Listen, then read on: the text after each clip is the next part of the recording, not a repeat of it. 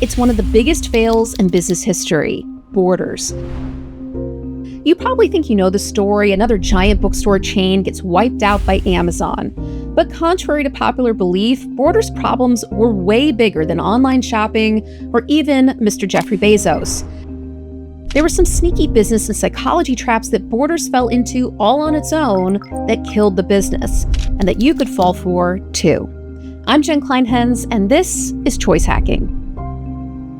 Today I'm breaking down the rise and fall of Borders books and the invisible psychological traps that destroyed it from the inside out. To understand why Borders failed, we need to understand why they succeeded, at least at first. Borders Books opened its first store in 1971 in Ann Arbor, Michigan. Started by brothers Tom and Louis Borders, its first location was a modest used bookstore near the campus of the University of Michigan. The brothers spotted a gap in the marketplace for a community-focused bookstore that could serve Ann Arbor's academic culture with a mix of good books and strong coffee. The store did well, and a few years later, the Borders brothers bought out a neighboring store, expanding their stock in rare and used books. But here's where the lead gets a little bit buried in the story of the rise of Borders. You see, Louis Borders had a background in math and computing, so he was able to develop an inventory management system that let the brothers track sales and stock a lot more effectively than most other independent bookstores at the time. A huge leg up in the 1970s when most inventory management was slow, painful, and done by hand. For 20 years, Borders was basically a community bookstore, despite its size, growth, and tech advantages. So how did it go from being a regional chain to one of the biggest brands in the US? Well, as these things happen, little by little, and then all at once. You see, in the 20 years that Borders was run by the Borders brothers, it grew from a small used bookshop to about 22 book superstores, scattered across the Midwest and Northeastern United States. They were a lot bigger than the typical mall bookstores of the time, so you could always find what you were looking for. And it was all made possible by Louis's computerized inventory management system called the Borders Expert System. The system started as punch cards, but it was later turned into a software program that could track inventory nearly in real time, then adjust inventory as the books sold. The Borders Expert System could also forecast demand, manage seasonal patterns, and help the brothers make data-backed decisions. So they weren't just faster than other bookstores, they picked better books that more people wanted to buy and read. But in 1992, something happened that changed the fate of the company forever.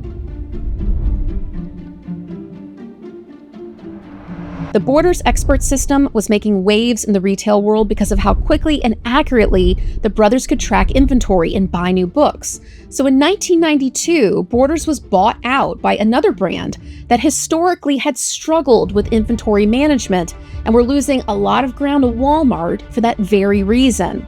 That's right, Borders was purchased for $190 million by Kmart. Yes, that Kmart. That injection of cash allowed Borders to grow quickly, and by the late 1990s, they become one of the biggest and most beloved retail experiences in America. It wasn't just that they sold books, it's that their stores were just a great place to hang out. They had massive stores with knowledgeable staff, listening stations where you could hear what was on an entire CD before you bought it, which is kind of a wild thought in the age of Spotify. But at the time, you would just hear a single on the radio and just kind of hope the rest of the CD was good when you got it home because there was no way to listen to the whole thing before then. They had cafes where you could sit for hours and nobody would bother you, and a selection so big that it made you feel like you could spend an entire afternoon without buying a single thing. And here's the key thing. Nobody in the store would care or hassle you. At its peak, the Borders Group was doing $4 billion a year in revenue, and it had 1,200 stores. Then in February of 2011, it filed for bankruptcy. By September of that year, every single location in the US went dark. So what happened? Borders sounded like heaven on earth for people who like coffee and reading and music, and for a while, it was. But to understand where it all went wrong, we need to understand what Borders was actually selling. And it wasn't books and CDs and coffee.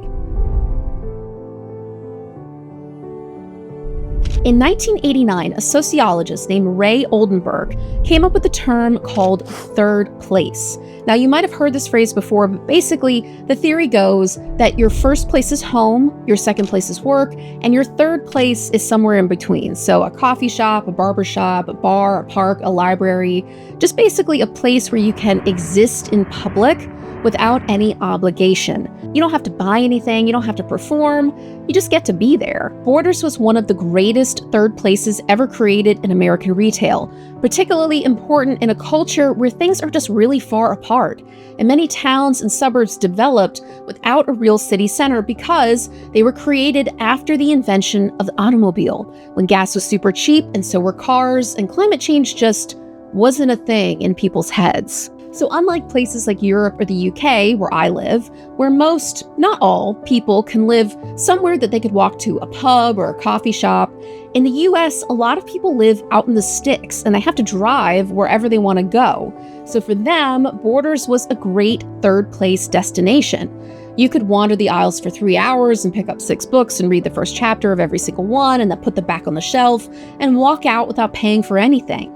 Discovery was really organic because you'd stumble across something you didn't even know existed. A staff member who had actually read the book would say, "Hey, if you like that one, try this one too." The smell of paper and the low music, the hum of the cafe, all of that created a vibe that's surprisingly rare. And that was the real product, the experience, not the book or the CD or the cup of coffee in your hand. And it was great while it lasted. But in the early 2000s, Borders started making a series of financial and strategic missteps that led to lower in-store sales, rising debt, and big investments that were textbook ingredients for bankruptcy. It started with what you might call a deal with the devil. In 2001, at the height of its retail power, Borders knew that e-commerce was going to be important to its growth in the coming years. But it was a store run by retailers, not coders or engineers. They just didn't understand the importance of owning their own customer data. And to be fair, at the time, they would have needed a completely different set of eyes from the future and a crystal ball to figure that out. So, Borders made a deal with Amazon to sell its books online. Borders.com was handed over entirely to Amazon to operate, fulfill, and manage. And at the time, that seemed really smart. Why risk building an expensive tech infrastructure when an expert in online sales and distribution could just handle it? And at the time, it just wasn't clear how much of people's shopping would really happen online. So it was a smart way for Borders to lower its exposure to risk and basically hedge its bets. But for Amazon, it was something else entirely, because Borders gave them 7 years of customer purchase data. And because they handed over everything, Amazon was also owning their new customer relationships and data. All of that shopping behavior fed directly into the recommendation algorithm that would eventually help Amazon dominate book selling and pretty much all selling worldwide. And though this kind of sounds dumb with the benefit of hindsight, and by the way, this is something called hindsight bias, if you think about how Borders saw itself at the time, it makes total sense. While customers thought of Borders as this relaxing third place, Borders saw itself as a physical product business, a retail business, and their products were books, coffee, and CDs. Because by this time, the founders were long gone, and Borders had inherited its corporate culture from its parent company at the time, Kmart, who, as I talk a lot about in my episode on Kmart, had what could be kindly called disdain for the customer and the customer experience. They just didn't think that it mattered at all. And even though Borders was spun out from Kmart in 1995 with an IPO, because a lot of its corporate growth, culture, and strategy was set in that initial acquisition, Kmart's anti-customer mentality left its mark with the leadership team of Borders. Handing over their customer relationships and data to Amazon makes sense if Borders, the company, doesn't think of the customer at all when it makes its decisions, just its bottom line. Now, while Borders was feeding its competitor gobs of customer data to train its Terminator algorithm, it was simultaneously destroying the one competitive advantage that it had over Amazon.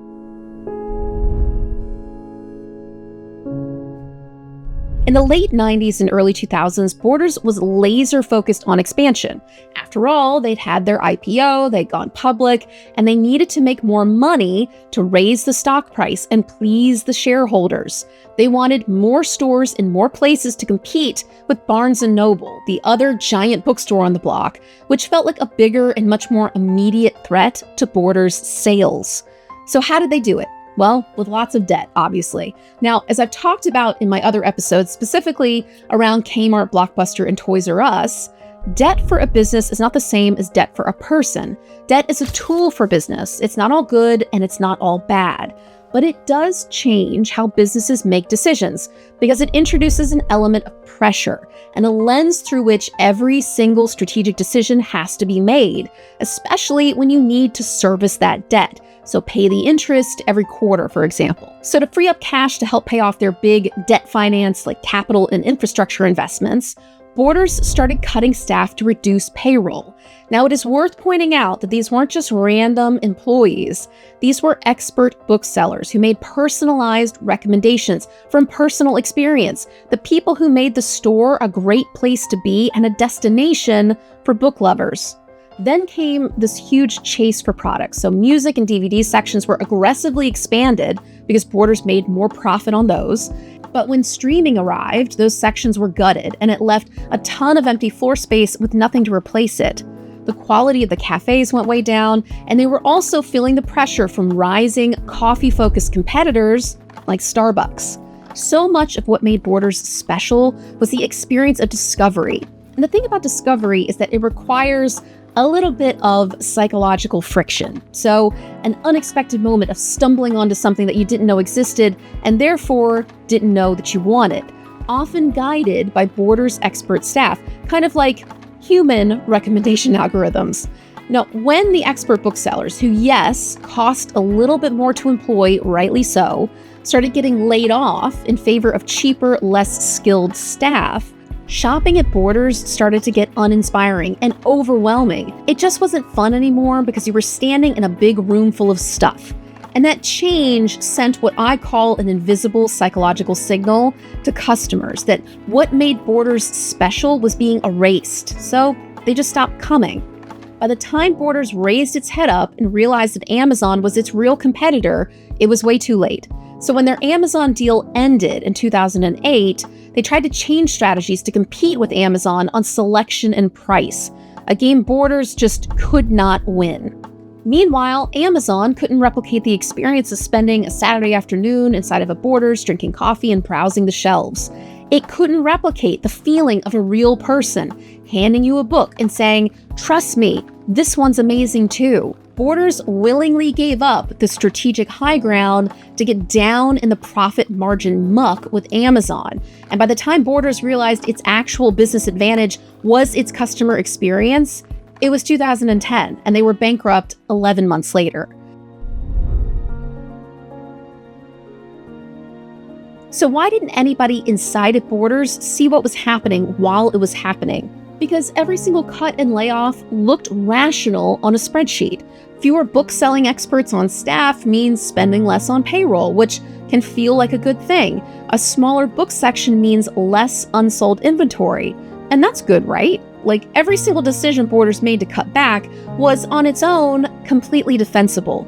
But customers don't experience your business as a collection of separate line items on a spreadsheet.